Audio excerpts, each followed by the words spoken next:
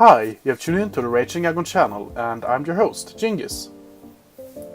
This will be the second recap of today, draft recap of today, and we're gonna go through the Bouffalant Bills team this time, from the Ula Ula Division, Moon Conference, Pokemon Winter League or PWL. And I really like this team. The only weakness I can see in his first 6 picks is the Hitmonlee, and that isn't really a weakness in my opinion, since he has both Vaporeon and Togekiss to hit up hits with, and Aggron as well. So his Secret user is Super Unbound. It's a very good Pokemon, very bulky, very good of attacking stats as well. Good usefulness in different moves. You can run it defensive, you can run it offensive. AEV, you have a lot of viability with it. As it's a Secret user as well, you will just destroy your opponent. It has a good move pool and it's pretty hard to take down, but you need to be very careful with the Psychic Dark typing, because a lot of things gets U-turn that you don't really think will get U-turn, and therefore you really need to be careful with Super Unbound. It's a really good Pokemon, I really like it. Next up we have Mega Aggron, and I really like this pick, mostly because Aggron is my favorite Pokemon. But Mega Aggron and Garchomp on the same team is really fun to see, because it's just, meaning I have it as well. I have both Mega Aggron and Garchomp, and it really works wonders. So yeah, I really like those picks. And Mega Aggron is a Pokemon that is so bulky that you can't really take it down. He has Heal Bell on his team, which means that he can you can have Rest Aggron, and you can just get rid of the sleep. Wow. Yeah, get rid of the sleep status with Heal Bell when you switch out. I mean, it's just really good to have on Mega Aggron. You will have an extreme longevity thanks to that. You have not the best special defense, but if you invest in it, you can actually survive a lot of hits. The defense is what makes Mega Aggron stand out, and the filter ability. And the attack stat isn't that bad either. So that's a really good pickup. I really like that. And next we have Garchomp. Garchomp can be a lot of things. It can be bulky, offensive, sword stance, sub, a nasty plot, not nasty plot, home claws. That's the other dark type boosting move. Stat boosting move. And that's really good. I know for sure that Garchomp is very hard to take down, even if you have Hidden Power Ice, because if you're on it bulky, you can actually survive 2 Hidden Power Ices from most things. And it still hits hard. I really like this pick, it works well, and we all know what Garchomp does really well, in my opinion, so I don't really have to talk too much about it. Next up we have Togekiss. Togekiss will never run Hustle. I always forget to change this to Embrace before I start videos. That's fine for me. It's bulky, it hits hard, it's pretty fast. Scarf Togekiss is pretty good. Life Orb Togekiss can actually work pretty well. Assault Vest you will never see, in my opinion, because you need to have Roost. You need to have Roost, you need to have Defog. Maybe not on this team, because Aggron and Garchomp doesn't really care about rocks, but I mean, you still need some form of longevity on this thing, and you still need some form of either attack or attack boosting move. So I mean, it's a good Pokemon, it's very bulky, and it works pretty well, and that's one of the best Dragon Steel Fairy cores in my opinion you can get. Next up we have one Vaporeon. We all know what Vaporeon does, but it's still so hard to take down. Because, I mean, I don't really know why it's so hard to take down, because everyone knows what set it will run most of the time. Most of the time you will see max defense, max HP with 4 in special defense, or 4 in special attack. And you can't take it down. That's just insane, in my opinion. It's a really good Pokemon. It has great longevity. It has pretty good move pool as well, but you will most likely just see Scald on this thing, maybe Ice Beam. So that's a really good Pokemon, in my opinion. I mean, it's more than a really good Pokemon. It's one of the best walls, in my opinion. Especially in Tier 3. I have no clue why it's in Tier 3, but that's where it happened. That's where it ended up. So that's a good Pokemon, a good bulky core in my opinion.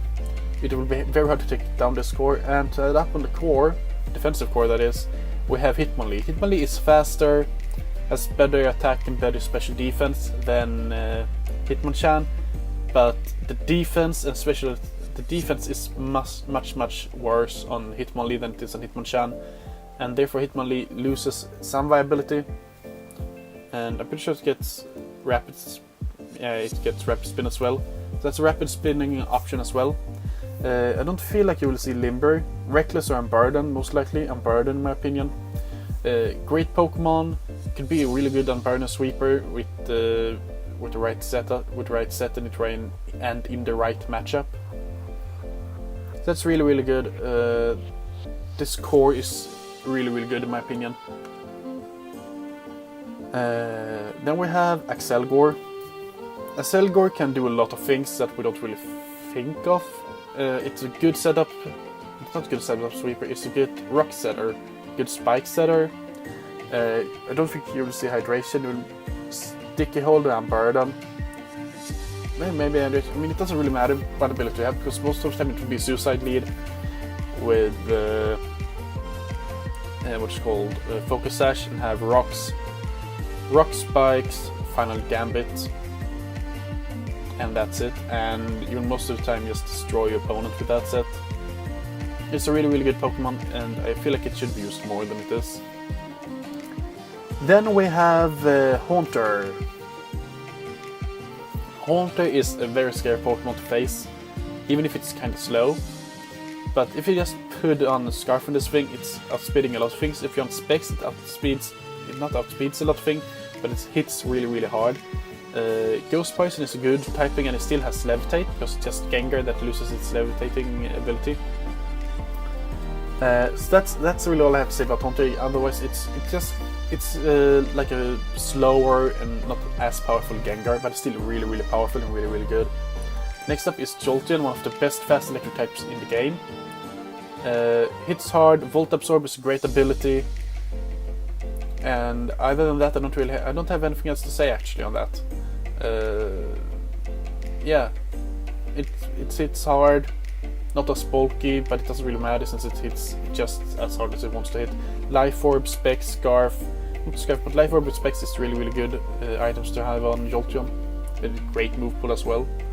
Next up we have Gyarados, 4-time weak to Electric, but after Dragon Dance it doesn't really matter, and it has a great attack and special defense stats, so you can run a lot of different sets with this thing. Intimidate to give it more bulk, Moxie if you want to run Scarfed, or Dragon Dance Moxie. I mean, you have a lot of viability and usefulness with Gyarados. So I really like that pick for him. I feel like it's a very good water type for his team, and it's a good flying type as well. So I like that. Then we have Tsarina. Tsarina will never run Leaf Guard. It will have Queenly Majesty, and it is bulkier than you think. It hits hard as well with base 120 attack. It's a good rapid spinner. It stops priority moves. Great defenses, and very bulky, very hard to deal with. Bulky grass types is actually far and few between, but when you find them and they work, they are really good. So yeah, I really like this pick. I really do, and I feel like it will work on his team extremely well.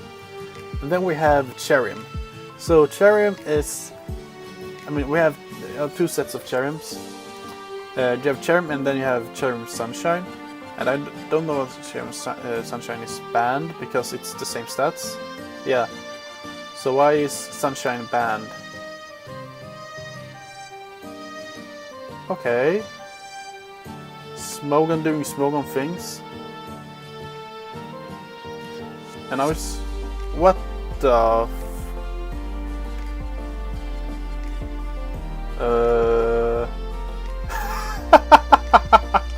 Oh, showdown.